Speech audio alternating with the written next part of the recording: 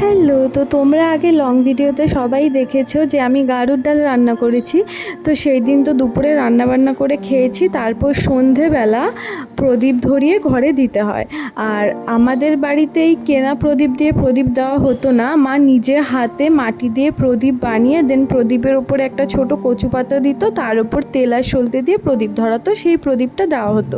কিন্তু এখানে আমি তো সেগুলো পারবো না, তাই আমি 5টা প্রদীপ কিনে এনেছি। তো সেগুলোতেই এখন তেল দিয়ে সলতে দিয়ে প্রদীপটা জ্বালিয়ে নিচ্ছি। তো এগুলোই ঘরে দেব। আর আমাদের বাড়িতে আমি যখন ছোট ছিলাম তখন সন্ধেবেলা পাটকাঠির মধ্যে আগুন ধরিয়ে, মানে বড়রা কেউ বাড়ির চারপাশ দিয়ে ঘুরতো আর আমরা বাচ্চারা তার পেছন পেছন ঘুরতাম।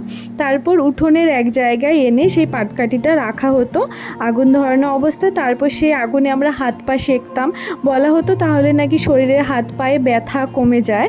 তারপর ওই পাটকাঠি দিয়ে মানে ধুয়ো টানতাম, তো সেগুলো অনেক মজা করতাম। তারপর ওই আগুনে তেঁতুল পোড়া দেওয়া হতো, তারপর সেই তেঁতুলটা পরের দিন সকালে ব্রাশ করার পর জিভে ঘষতে হতো।